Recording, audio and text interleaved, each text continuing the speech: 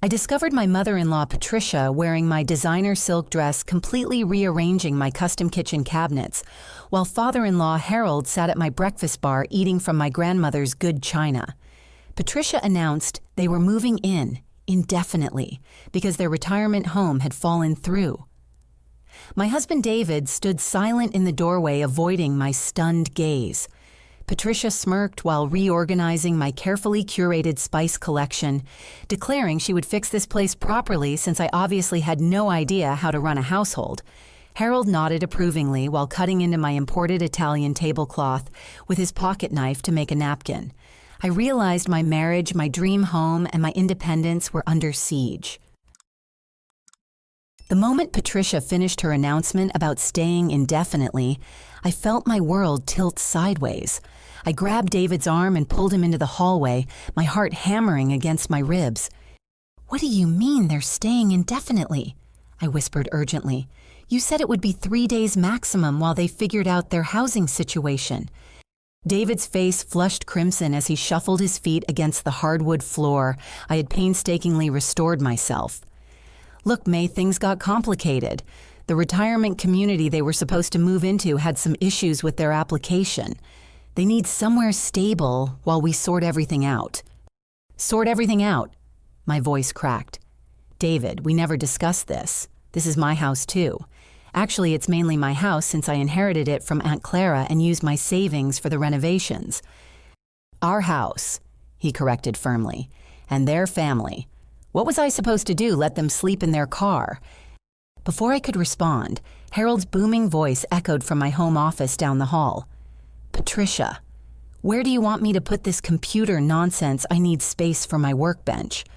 I rushed toward the sound, David trailing behind me with obvious reluctance. My carefully organized office, where I ran my interior design business, looked like a tornado had swept through it. Harold was boxing up my design portfolios, architectural drawings, and client presentations. "What are you doing?" I gasped, watching him handle my work with complete disregard. "Making room for my workshop," Harold replied matter-of-factly. "A house needs a proper man's space for fixing things. All these papers and pretty pictures aren't practical." Patricia appeared behind us, still wearing my dress that she had somehow squeezed into despite being 2 sizes larger. The seams strained dangerously as she gestured around the room. "Harold needs somewhere to pursue his hobbies, dear. You can work at the kitchen table from now on. Much more social that way." She smiled sweetly, but her eyes held a calculating gleam that made my stomach churn. "This is my business office," I protested. "I meet with clients here. I have equipment and files that cannot be moved." "Clients?" Patricia laughed dismissively. "Honey, playing with fabrics and paint samples isn't a real business. You'll understand when you have children and need to focus on important things." David remained conspicuously silent during this exchange, examining his shoes as if they held the secrets of the universe. I felt something cold settle in my chest as I realized he wasn't going to defend me or my career. "Where exactly are you planning to sleep?" I asked, though I dreaded the answer. "Well, naturally, we'll take the master bedroom," Patricia announced. "Harold's back problems require a firm mattress, and that little guest room bed is far too soft. You young people can adapt much easier." My mouth fell open. "That's our bedroom, our bed, our personal space." "Not anymore, sweetie. We're family, and family takes care of each other. You'll understand someday when you're older and wiser." I turned to David desperately. "Please tell me you're not okay with this." He finally looked up, but his expression was resigned rather than supportive. "It's temporary, May. We can make it work for a few weeks." "Weeks." The word came out as a strangled whisper. Patricia clapped her hands together decisively. "Now I've already started organizing this place properly. I found some absolutely hideous decorative items in boxes in the garage. I went ahead and donated them to charity. Someone might actually find a use for that mismatched collection of old dishes and strange artwork." My blood turned to ice. What boxes? What dishes? Oh, that chipped old tea set with the ugly roses and some dusty paintings that looked like a child had made them. Really? May you have such peculiar taste. I'm surprised David married someone with such poor aesthetic judgment. The room started spinning around me. Those weren't random decorations. That tea set belonged to my grandmother, the only family heirloom I had left after my parents died in a car accident 5 years ago. The paintings were watercolors my mother had created during her art therapy sessions while battling cancer. You threw away my grandmother's china. I whispered, my voice barely audible. I donated it, Patricia corrected smugly. Someone who appreciates vintage items might enjoy it. You clearly didn't, since it was hidden away in storage. It was in storage because I was waiting to find the perfect display cabinet, I managed to say through the growing tightness in my throat. Those pieces were irreplaceable. David finally showed some reaction, though it wasn't what I hoped for. May, you're getting upset over material things. We can find you new dishes if you want. New dishes? I stared at him in disbelief. David, those were my family's heirlooms, the only things I had left of my mother and grandmother. Patricia waved her hand dismissively. Dwelling on the past isn't healthy, dear. You need to focus on building a future with David instead of cluttering your home with moldy old relics. At that moment, my neighbor Sarah knocked on the front door. I welcomed the interruption, hoping for a moment of normalcy. Sarah lived next door with her husband Tom and had become a close friend since I moved into the neighborhood 18 months ago. Hi, May. Sarah greeted cheerfully, then paused as she noticed Patricia still wearing my dress. Oh, I'm sorry, I didn't realize you had company. Sarah, these are David's parents, Patricia and Harold.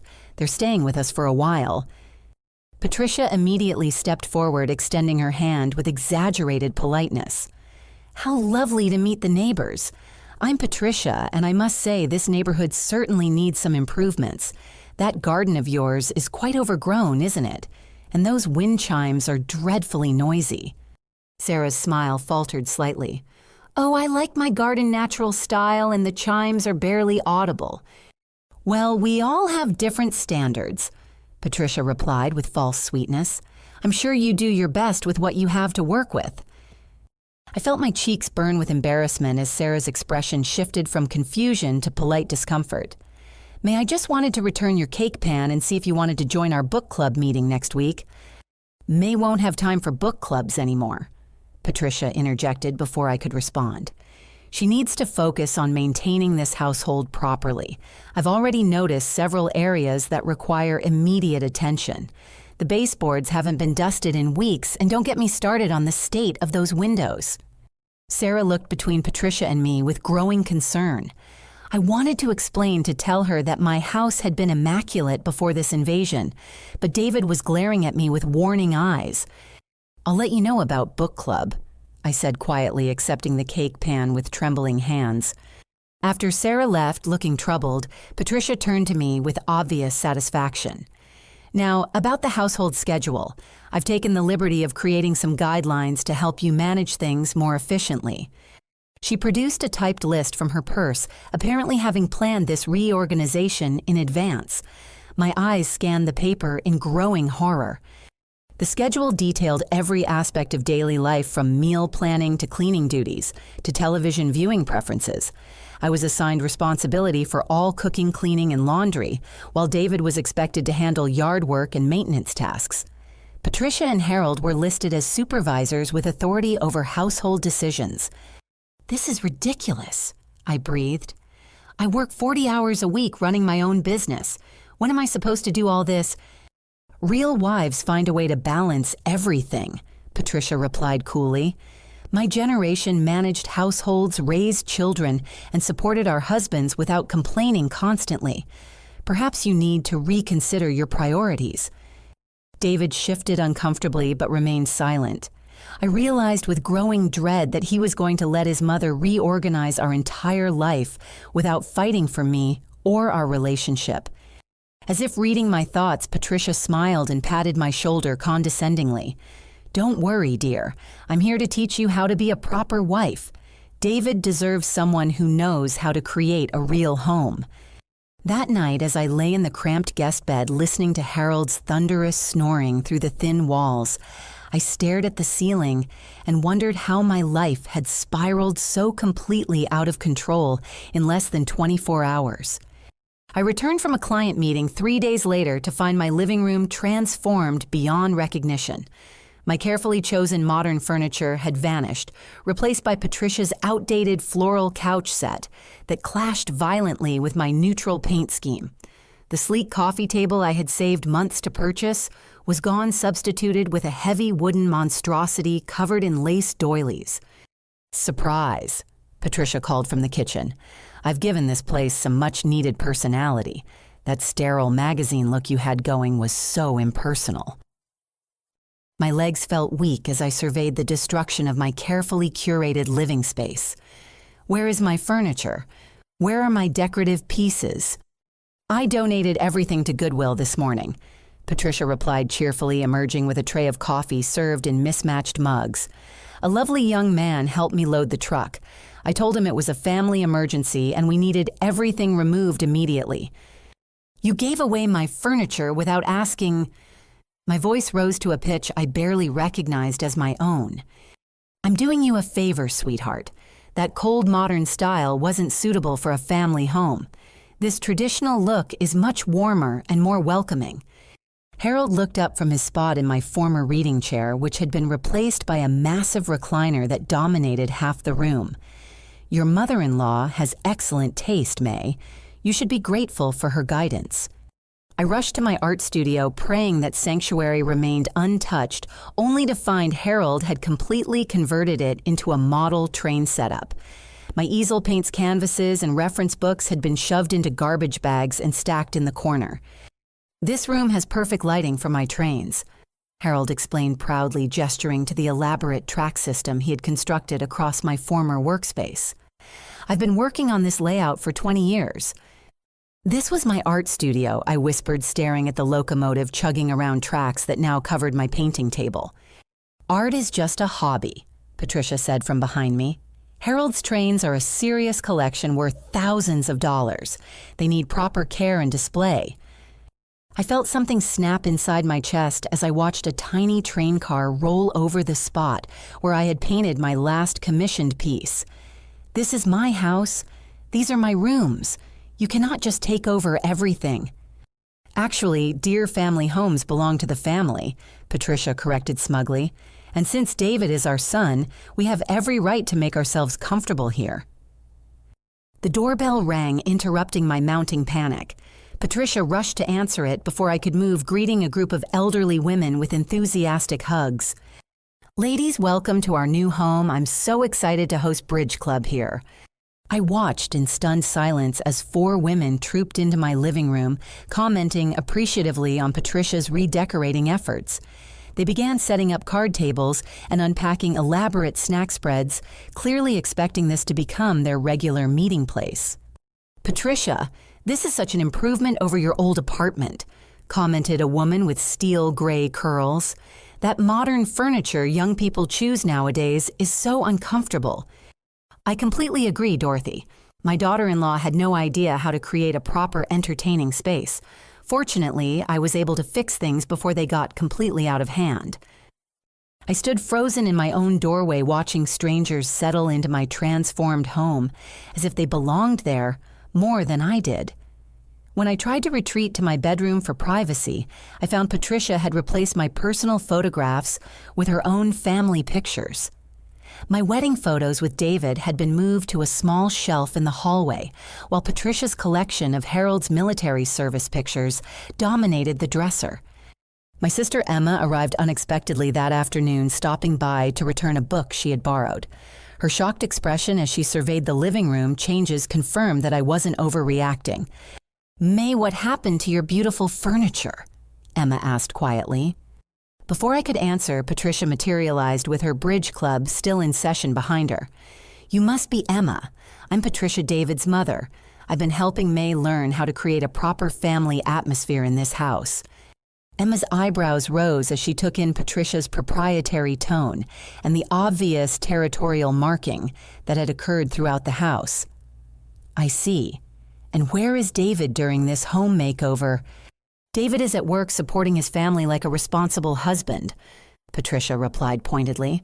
Some of us understand the importance of traditional family roles. Emma shot me a concerned look, but I couldn't explain the situation with Patricia monitoring every word. After Emma left, promising to call me later, Patricia cornered me in the kitchen. "Your sister seems very opinionated," she observed disapprovingly. "I hope she won't be filling your head with feminist nonsense about women's independence. Marriage requires sacrifice, may especially from the wife." That evening, when David finally returned from work, I attempted to discuss the furniture situation privately. His response shattered what remained of my hope for his support. "Mom's furniture is more practical for entertaining," he said dismissively. "Your modern pieces were too delicate for everyday use. This way we don't have to worry about guests damaging anything expensive." "Those guests are your mother's friends, not ours," I protested. "And she threw away thousands of dollars worth of furniture without consulting either of us." "She didn't throw it away. She donated it to charity, which is actually generous." Generous with my belongings that I purchased with my own money. David sighed heavily, as if I was being deliberately difficult.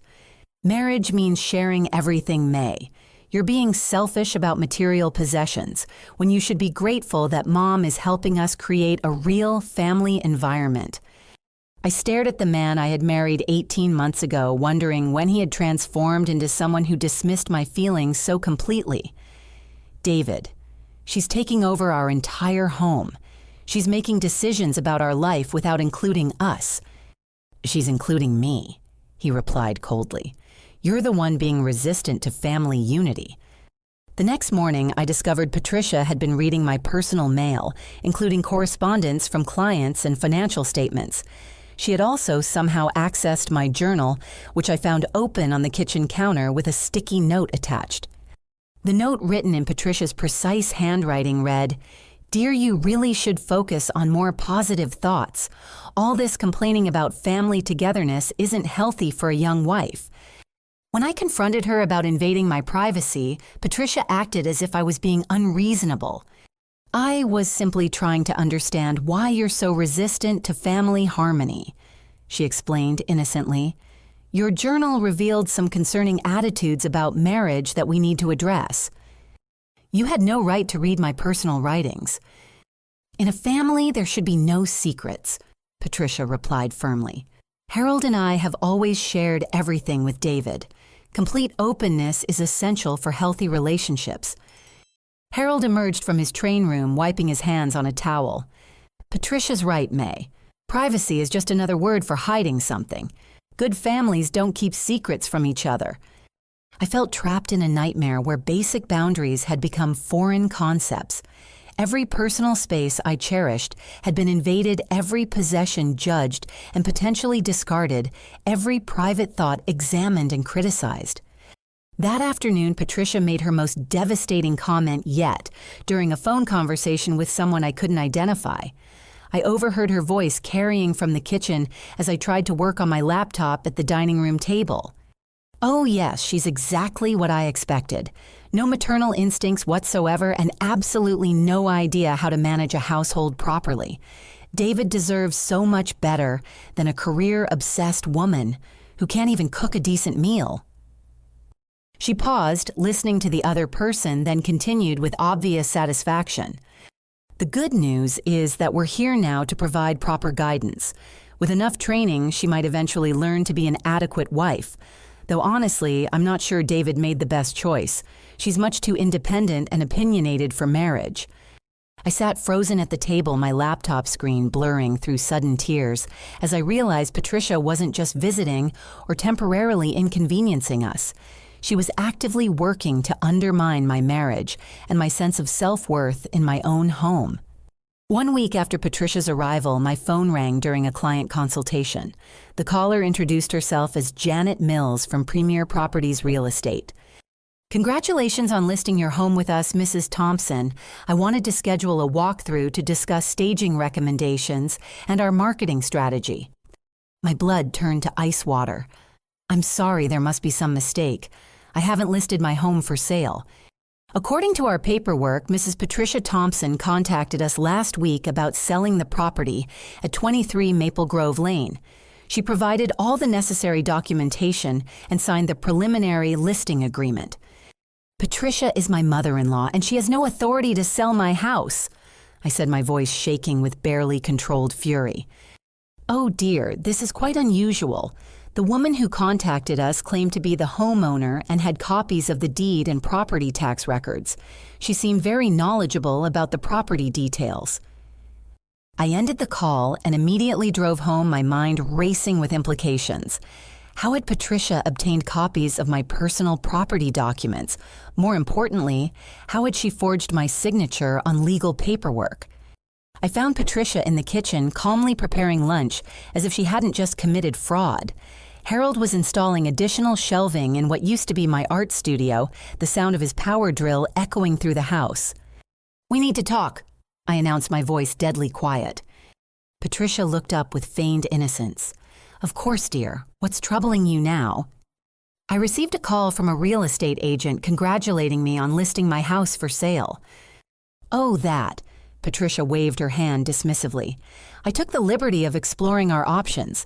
This house is far too large for just 2 people, and the maintenance costs must be astronomical." "Our options," I repeated incredulously. "This is my house, Patricia. You have absolutely no right to contact real estate agents or sign any paperwork." "Actually, sweetheart, I think you'll find that family property decisions should involve the whole family. David agrees that downsizing would be much more practical." "David agrees." I felt my world tilting again. David knew about this. Patricia's smile turned triumphant. "Of course he did. We discussed it thoroughly. A smaller place would be much more manageable, and the proceeds from this sale could help fund a lovely retirement community for Harold and me." I stormed through the house searching for David, finally finding him in the garage organizing tools that Harold had apparently relocated from my basement storage area. "Did you know your mother contacted real estate agents about selling our house?" I demanded. David's guilty expression told me everything before he spoke. "She mentioned looking into our options." "Our options, David, this house belonged to my aunt. I inherited it free and clear. Your name isn't even on the deed because we weren't married when Aunt Clara died." "Well, maybe that's something we should fix," David replied defensively.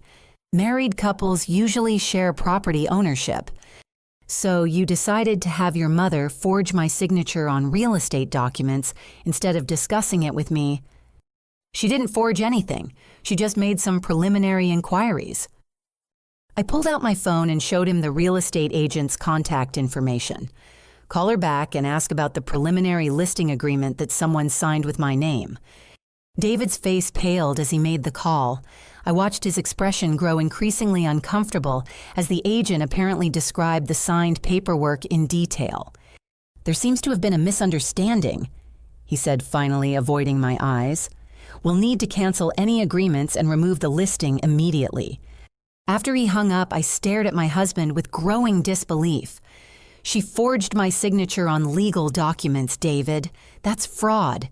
It's a felony." "It's not that serious," he protested weakly. "She was just trying to help us make a smart financial decision."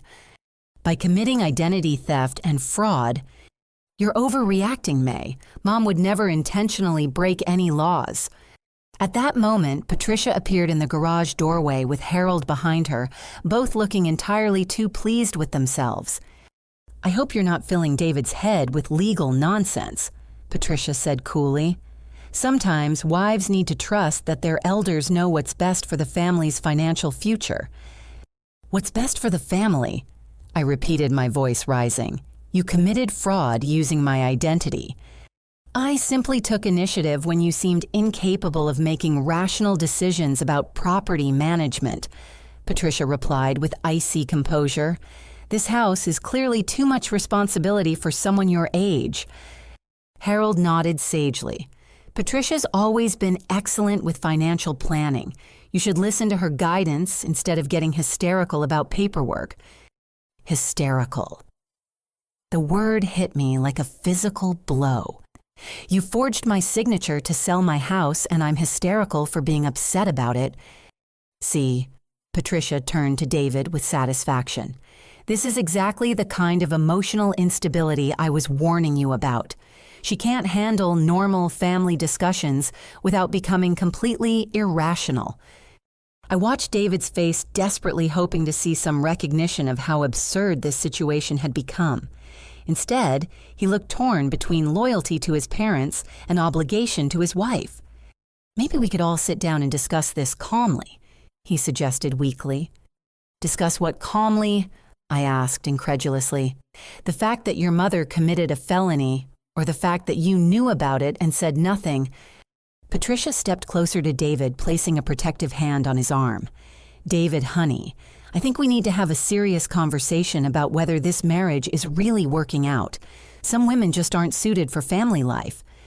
The words hung in the air like a poison cloud. I realized that Patricia wasn't just trying to sell my house or rearrange my furniture. She was actively working to destroy my marriage and drive me away from David permanently. Is that what you want? I asked David directly. Do you want me to leave so you can live with your parents? David's silence stretched for an eternity. When he finally spoke, his words shattered what remained of my faith in our relationship. I want my family to get along, he said quietly. If you can't accept my parents as part of our life, maybe we need to reconsider our priorities. I stared at the man I had loved enough to marry, realizing that I had never truly known him at all. The David I fell in love with had been replaced by someone who would choose his manipulative mother over his wife, someone who would stand silently while crimes were committed in his name. Fine, I said quietly, my voice strangely calm despite the chaos in my heart. I'll reconsider my priorities. That evening, my best friend Jessica stopped by, unexpectedly bringing wine and homemade cookies. Patricia intercepted her at the front door with obvious territorial aggression. I'm sorry, but this isn't a good time for visitors, Patricia announced before Jessica could even greet me. I'm here to see May, Jessica replied politely but firmly.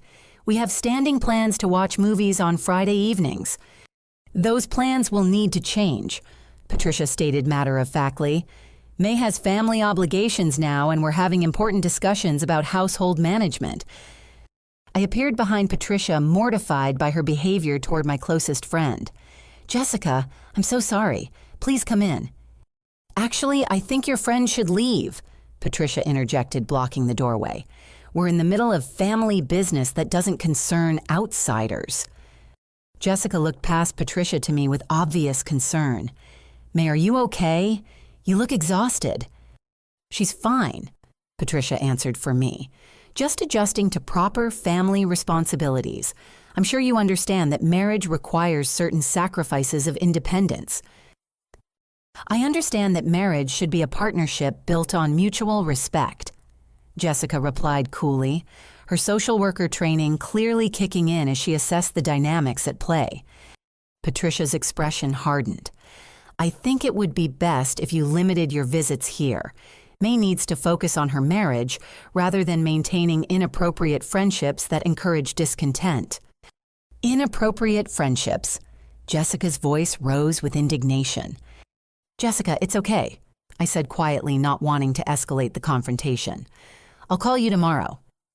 After Jessica left, looking deeply troubled, Patricia turned to me with satisfaction. That friend of yours has a bad attitude. She's clearly jealous of your marriage and trying to cause problems between you and David. Jessica has been my friend for 8 years, I protested. She's not jealous or troublesome. Single women always resent their married friends, Patricia stated as if this was established fact. It's better to limit contact with negative influences while you're learning to be a proper wife. That night, I lay in the guest bed listening to Patricia and Harold discuss their plans for converting the basement into a permanent apartment. They spoke freely, apparently assuming I was asleep, unaware that their voices carried clearly through the house's thin walls. The girl is more stubborn than I expected. Patricia's voice drifted down the hallway. But she'll come around once she realizes David will always choose family over her tantrums. What if she doesn't? Harold's gravelly voice responded. Then David will be better off without her. I raised him to understand family loyalty. He won't abandon us for some career-obsessed woman who can't even cook properly. I closed my eyes and felt something fundamental shift inside my chest. The naive hope that this situation was temporary finally died, replaced by cold, clear understanding. Patricia wasn't visiting or temporarily imposing. She was systematically dismantling my life with surgical precision, and David was willingly handing her the tools. The next morning, I woke with unexpected clarity.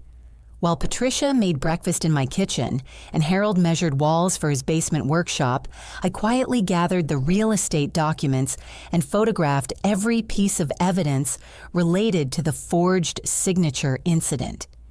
I told David I was meeting a client for lunch, which wasn't technically a lie.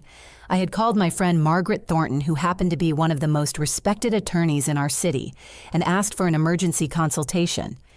Margaret's law office occupied the top floor of a downtown building with floor-to-ceiling windows that offered a panoramic view of the city. I had known Margaret since college, where we had been study partners in business law classes before she went on to law school, and I pursued interior design. "May you look terrible," Margaret said bluntly as she ushered me into her private office. "What's going on?" I laid out the entire situation, methodically showing her the forged real estate documents, photographed evidence of the property takeover, and documented timeline of events. Margaret listened with growing concern, occasionally asking clarifying questions about property ownership and David's involvement. "This is much worse than I initially thought," Margaret said grimly after reviewing everything. "Patricia has committed several felonies, including identity theft, fraud, and forgery. But more concerning is the pattern of psychological manipulation and financial abuse." Financial abuse. I had never considered that terminology. Disposing of your personal property without consent, forcing you out of income-generating workspace, attempting to sell your primary residence through fraudulent means. These actions constitute clear financial abuse, which is grounds for both criminal charges and civil litigation. Margaret pulled out a legal pad and began taking detailed notes. "Tell me about the property deed. Is David's name listed anywhere on the ownership documents?" "No. I inherited the house from my Aunt Clara 6 months before David and I got married. The deed is in my name only." "Excellent.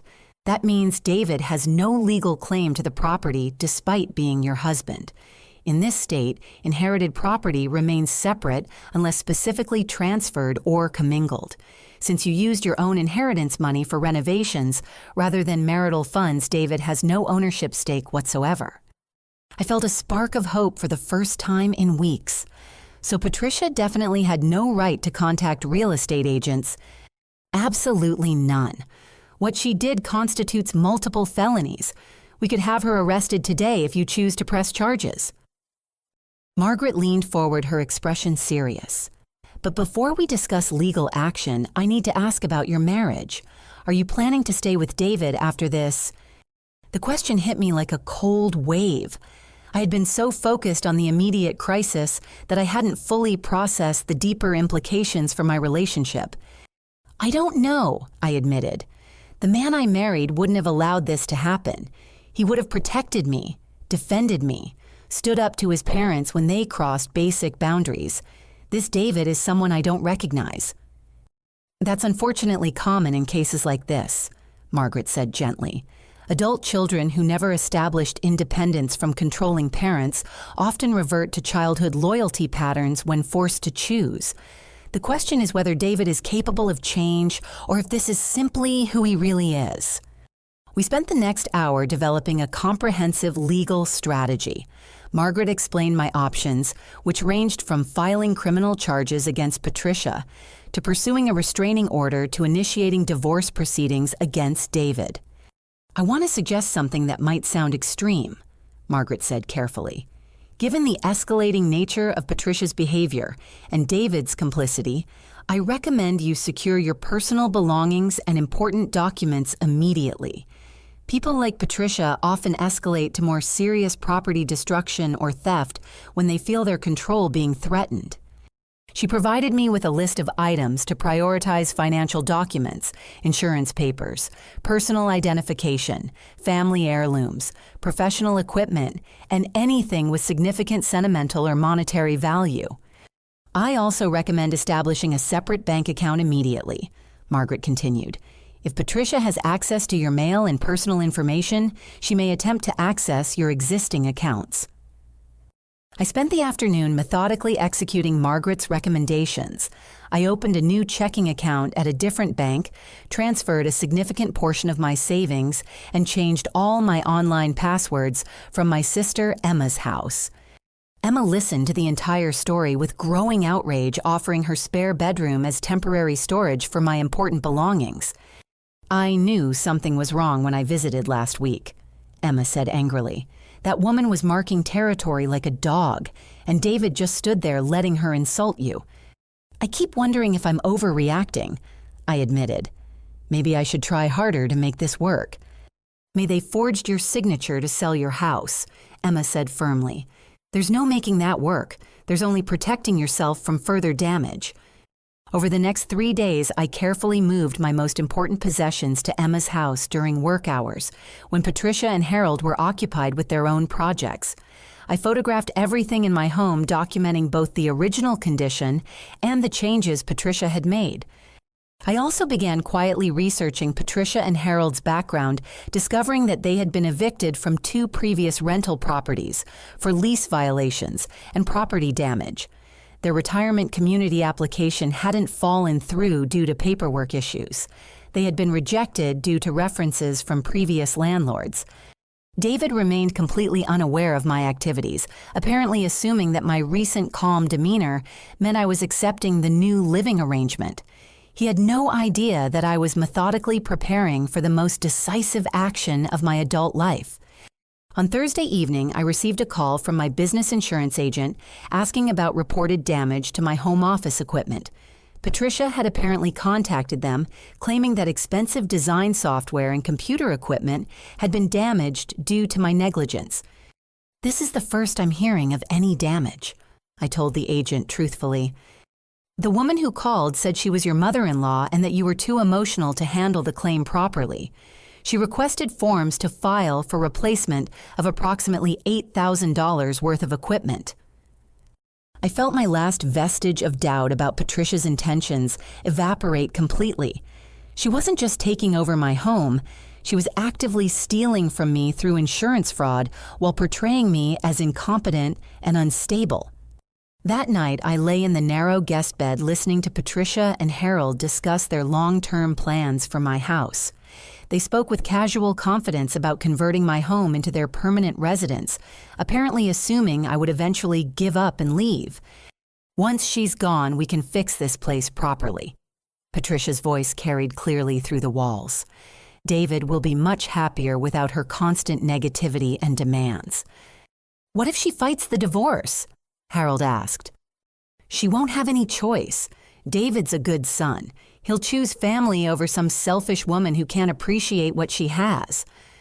I closed my eyes and felt the last of my emotional attachment to this situation fade away, replaced by cold, strategic determination. If Patricia wanted to play games with legal documents and property ownership, I was ready to show her exactly how those games were supposed to be played. I waited until 3:30 in the morning on Friday to make my move. The house was completely silent except for Harold's rumbling snores and the occasional creak of settling wood.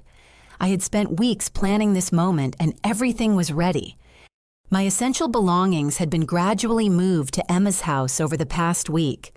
Tonight, I only needed to collect my remaining personal items and leave behind the documents that would change everything. I moved through the dark house like a ghost, gathering my laptop, remaining clothes, and the few family photographs Patricia hadn't replaced. In the kitchen, I placed 3 manila envelopes prominently on the counter where they couldn't be missed.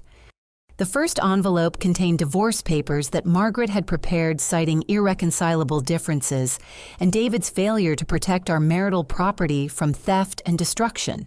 The second held eviction notices for both Patricia and Harold, legally requiring them to vacate my property within 30 days. The third contained copies of all evidence related to Patricia's fraudulent activities, along with a formal complaint I had filed with the district attorney's office. But the most devastating surprise was the tablet I positioned next to the envelopes. I had spent the previous evening recording a comprehensive video statement detailing every illegal act, boundary violation, and manipulative behavior I had witnessed. The video included photographs of my destroyed belongings, documentation of the forged signatures, and recorded phone calls with real estate agents confirming Patricia's fraudulent activities.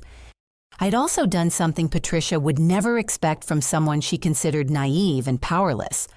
I had researched her background thoroughly and discovered that she and Harold were facing eviction from their previous residence due to unpaid rent and property damage. Their rejection from the retirement community wasn't due to paperwork delays. They had been blacklisted due to complaints from former neighbors about harassment and theft. Before leaving, I used my smartphone to change all the electronic locks and security codes remotely. I had installed a comprehensive smart home system 6 months ago, which meant I could control access to my property from anywhere in the world. I also scheduled the utility disconnections to take effect at noon Friday, giving them exactly 12 hours to discover my departure and begin processing the reality of their situation. My final act was placing a certified letter on David's pillow. Inside, I had written a detailed explanation of my decision to end our marriage, along with a timeline of his choices that had led to this moment. I didn't express anger or hurt. Instead, I wrote with the clinical detachment of someone documenting facts for legal proceedings.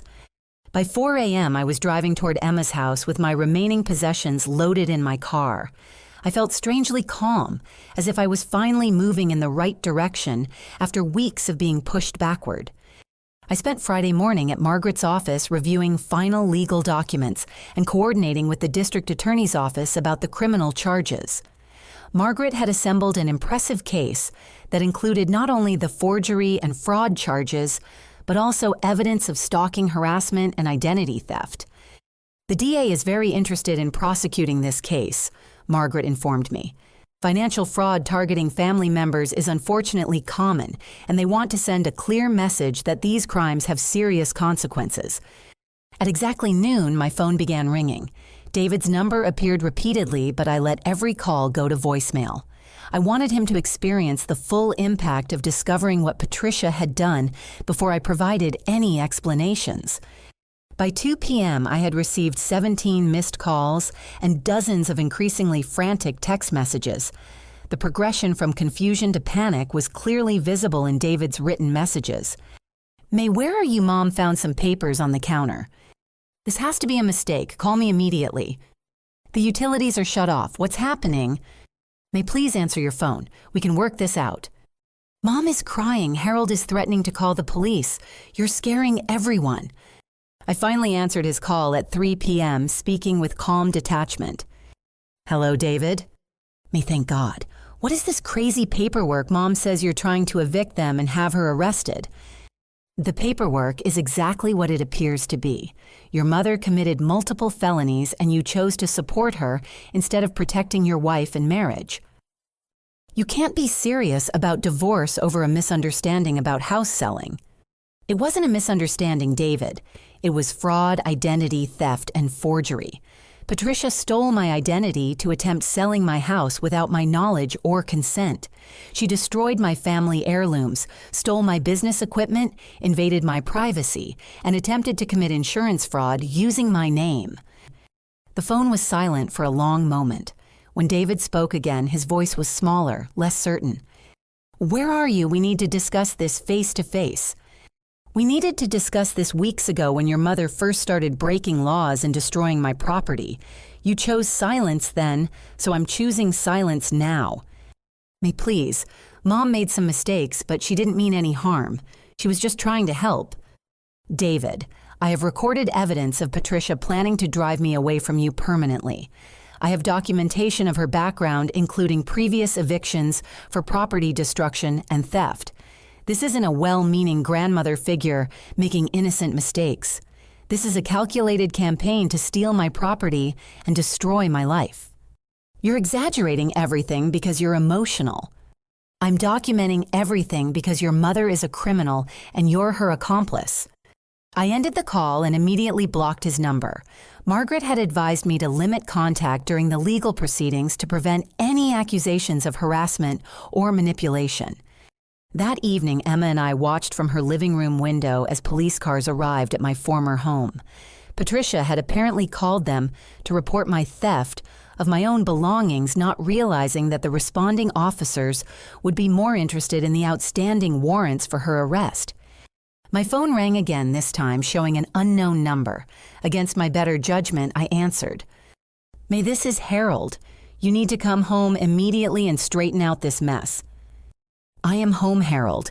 You're the one who needs to leave my property." Patricia is devastated.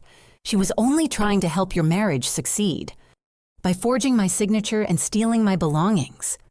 Those were misunderstandings. You're destroying this family over paperwork. I'm protecting myself from criminals. The paperwork is evidence of felonies. Harold's voice turned threatening.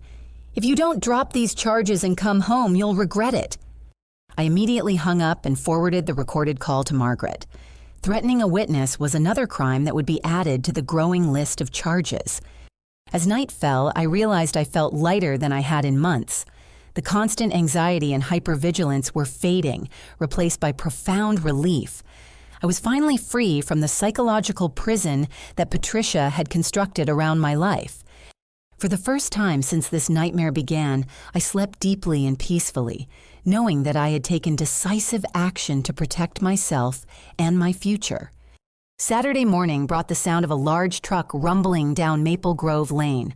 I watched from Emma's window as a moving van pulled up in front of my house, followed by 2 additional vehicles I didn't recognize.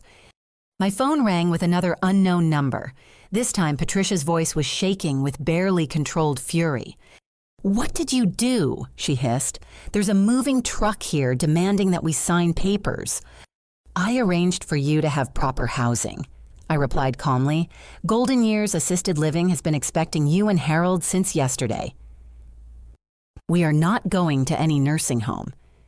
"It's not a nursing home, Patricia. It's a lovely assisted living community that specializes in residents who need structured support due to financial difficulties and behavioral issues." The silence on the other end of the phone was profound.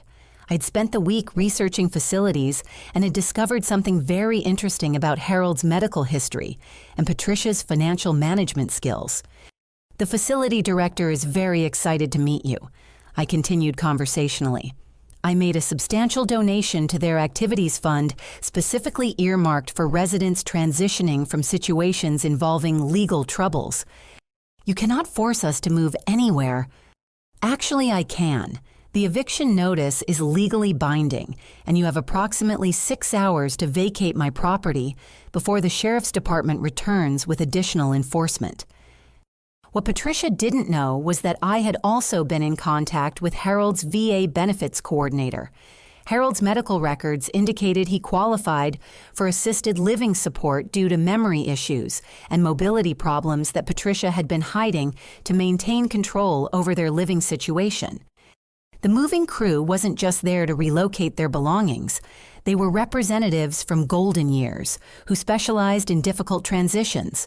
The facility's social worker, Mrs. Chen, had extensive experience with families dealing with financial fraud and elder abuse situations.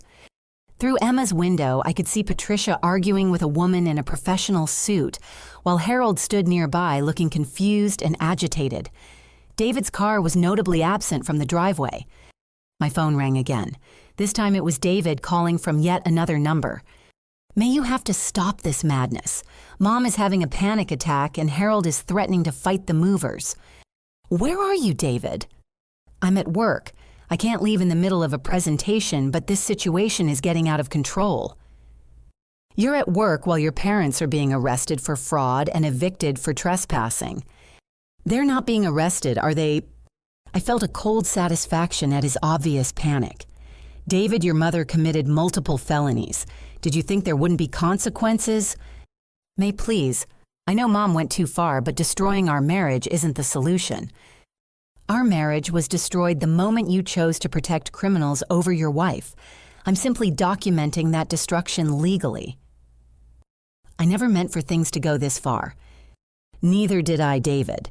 I meant for you to act like a husband and protect your wife from people who were stealing from us and lying to authorities in our name.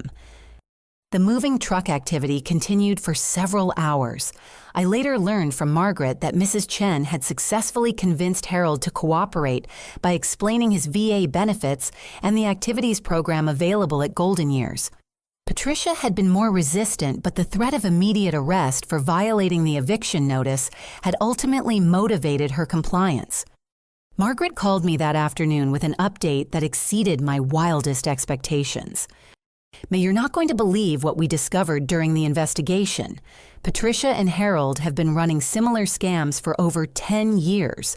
They've targeted multiple family members, always using the same pattern of moving in temporarily and then attempting to claim property rights. Other families went through this same experience.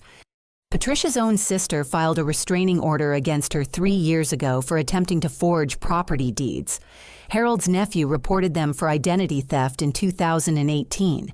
The DA's office is now investigating whether this constitutes a pattern of organized fraud. What does that mean for the criminal case? It means Patricia is facing potential federal charges, not just state-level prosecution. The FBI's Financial Crimes Unit is interested in the case. That evening, Sarah knocked on Emma's door carrying a bottle of wine and wearing a huge smile. "I had to tell you what happened this afternoon," she said excitedly. "Patricia came to my house demanding that I call you and convince you to drop the legal charges. She did what? She was absolutely frantic, saying you had ruined her life over a simple misunderstanding. When I told her that forging someone's signature isn't a misunderstanding, she started crying and begging me to intervene. I hope you didn't get involved." "Are you kidding? I told her that anyone who would steal from their own family deserves whatever consequences they get. Then I informed her that the entire neighborhood has been talking about the police cars and moving trucks, and everyone knows exactly what kind of people she and Harold really are." Sarah's expression grew more serious. "May I have to ask, are you really okay? This must have been incredibly traumatic." I considered her question carefully. A month ago, I would have said I was devastated. But sitting in Emma's comfortable living room, free from constant anxiety and manipulation, I realized something surprising. "I'm more than okay," I said honestly. "I'm relieved. For the first time in months, I can think clearly and make decisions without someone undermining me or stealing from me." And David made his choice when he decided his loyalty belonged to criminals rather than his wife. I'm not interested in competing with his mother for his attention anymore. That night, I received one final call from an unknown number. This time, it was Mrs. Chen from Golden Years Assisted Living. "Mrs. Thompson, I wanted to update you on Patricia and Harold's transition. Harold has settled in beautifully. He's already made friends in the woodworking shop and seems much calmer without the stress of managing household decisions. And Patricia has been more challenging, but she's beginning to understand that her previous behavior wasn't acceptable. Our social worker is helping her develop healthier relationship patterns and respect for boundaries. Will she be able to contact me or return to my property? Absolutely not. The restraining order is in place and any violation would result in immediate arrest. She's also required to attend counseling sessions as part of her plea agreement with the district attorney." I hung up feeling profound satisfaction. Justice hadn't just been served. It had been delivered with precision and completeness that exceeded my most optimistic expectations.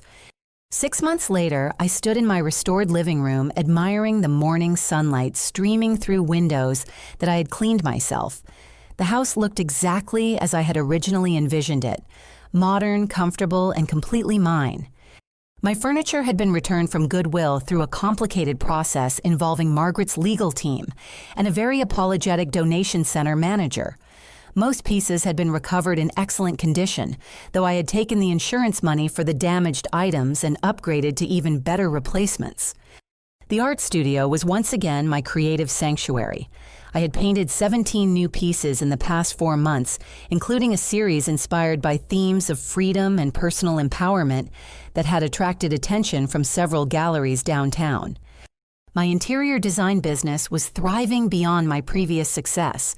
The story of my legal battle had somehow reached potential clients, and I discovered that many people specifically sought out designers who understood the importance of creating truly personal, protected spaces. The house looks incredible, Emma said, helping me arrange flowers for that evening's housewarming party. It's like that whole nightmare never happened. Better, I corrected. It's like I learned something valuable from the nightmare and used it to build something stronger. The doorbell rang and I opened it to find James Morrison standing on my porch, holding a bottle of champagne and wearing the warm smile that had first caught my attention 3 months ago. James was an associate at Margaret's law firm who specialized in property rights and family law. We had met during one of my legal consultations and had discovered a shared passion for historic home restoration and ethical legal practice. "Congratulations on your official Freedom Day," he said, kissing my cheek gently. "How does it feel to have all the legal proceedings finally concluded?" "Like I can breathe again," I admitted. "And like I never want to take personal autonomy for granted again." James understood the significance of this day better than most people could. The divorce had been finalized 1 week ago, with David receiving minimal assets due to his complicity in Patricia's fraudulent activities. He had also been required to pay restitution for the property damage and theft that occurred during his parents' residence in my home. "Any word on the criminal sentencing?" James asked as we walked through my restored home. Patricia received 18 months in federal prison for the fraud charges, followed by 3 years of supervised probation. Harold got community service and mandatory counseling due to his age and medical issues. And David? I felt no satisfaction or vindictiveness when I answered. David moved to Oregon last month. His new employer apparently doesn't know about his legal troubles, and he's trying to rebuild his reputation. I genuinely hope he learns from this experience and develops healthier boundaries with future partners. The housewarming party that evening was everything I had dreamed of during those dark weeks when Patricia controlled my home. Sarah and Tom from next door brought homemade appetizers and stories about how quiet and peaceful the neighborhood had become. Jessica arrived with wine and the latest book club selection, thrilled to resume our Friday movie nights. Margaret attended with her husband, and several colleagues from James's firm joined us to celebrate what had become something of a legendary case in local legal circles. "Your situation has actually influenced how we handle family fraud cases now," Margaret told the assembled group. "We've developed a comprehensive response protocol that includes immediate property protection evidence documentation and victim safety planning. I hope other people don't have to go through what May experienced," said Dr. Williams, a family therapist who specialized in boundary violations and emotional abuse. "Unfortunately, financial abuse within families is much more common than most people realize," Dr. Williams continued. "Adult children who never established independence from controlling parents often become enablers of abusive behavior even when they don't intend harm." As the evening wound down and guests began leaving, James and I cleaned up together in comfortable silence. I found myself reflecting on how dramatically my life had changed since that morning when I discovered Patricia wearing my dress and rearranging my kitchen. "Do you ever regret how things ended?" James asked thoughtfully as we finished loading the dishwasher. "I regret that David wasn't strong enough to choose our marriage over his parents' manipulation," I said honestly. "But I don't regret protecting myself when he proved incapable of protecting us both." That's a very mature perspective. It took 6 months of therapy to reach that perspective. I laughed. Dr. Williams helped me understand that I couldn't save my marriage by allowing myself to be destroyed. We settled on the couch with glasses of wine, and I felt profound gratitude for the peaceful quiet of my restored home. No more constant criticism, no more boundary violations, no more walking on eggshells around people who were actively working to undermine my life. "I have something to tell you," James said, his expression growing serious. My stomach tightened reflexively, months of hypervigilance, having conditioned me to expect bad news. "It's good news," he assured me quickly. "I received a job offer from a firm in Seattle that specializes in landmark preservation law. It's exactly the kind of work I've always wanted to do." "That's wonderful," I said, genuinely happy for him while trying to ignore the sinking feeling in my chest. "The question is whether you might be interested in relocating to Seattle. They have an incredible arts district and a thriving market for interior designers who specialize in historic properties." I looked around my carefully restored living room, thinking about everything this house represented. It was my sanctuary, my symbol of independence, my proof that I could protect what mattered to me. "Can I think about it?" I asked. "Of course, take all the time you need." That night, alone in my master bedroom that was once again completely mine, I considered James's offer. The thought of starting fresh in a new city was both exciting and terrifying, but I realized that the most important thing I had learned wasn't how to protect a particular house. It was how to protect myself. The house would always be special to me, but it was no longer my only source of security. I had built something much more valuable than real estate, unshakable confidence in my ability to recognize threats, defend my boundaries, and create the life I deserved. 3 weeks later, I listed my house for sale at a price that reflected both its restored beauty and the improvements I had made during the renovation process following the legal proceedings. I also accepted James's job offer and began planning my move to Seattle. The house sold within 10 days to a lovely young family who appreciated both its character and its recent history. During the final walkthrough, the wife told me that she had researched the property online and was inspired by the story of how I had protected my home and rebuilt my life. "You've given us more than just a beautiful house," she said. "You've shown us what it looks like to fight for what you believe in." As I loaded the last boxes into my moving truck, Sarah came over to say goodbye. "I'm going to miss having you as a neighbor," she said with tears in her eyes. "But I'm so proud of everything you've accomplished." "Thank you for being such a good friend through all of this," I replied. "Your support meant everything to me during the worst parts." "What would you tell someone who's going through something similar?" Sarah asked. I thought carefully about her question, remembering the confused and desperate woman I had been just months earlier. I would tell them that you don't have to accept abuse just because it's coming from family members. I would tell them that legal boundaries exist for good reasons, and using them isn't cruel. It's necessary. Most importantly, I would tell them that you can rebuild your life even after someone tries to destroy it, but only if you're willing to fight for yourself when no one else will. As I drove away from Maple Grove Lane for the last time, I felt no sadness or regret. I felt powerful, hopeful, and excited about building a life in Seattle with someone who respected my strength and independence. The rearview mirror reflected a woman who had learned to recognize her own worth and defend it against anyone who tried to diminish it. That woman was going to be just fine. Now, I want to hear from all of you. Have you ever had to set difficult boundaries with family members who didn't respect your independence? How did you find the courage to protect yourself when it meant disappointing people you cared about? Share your stories in the comments below. Your experiences might help someone else who's struggling with similar challenges. Please give this video a thumbs up if it resonated with you, and don't forget to subscribe for more stories about overcoming life's unexpected challenges. Hit that notification bell so you never miss new content, and please share this video with anyone who might benefit from hearing about the importance of self-advocacy and legal protection. Thank you so much for listening to my journey from victim to victory. I hope my story reminds you that you have more power than you might realize, and that fighting for yourself isn't selfish. It's essential.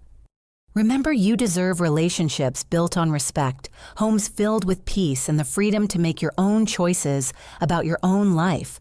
Never let anyone convince you otherwise. Until next time, take care of yourselves and trust your instincts. They're usually trying to protect you from something important.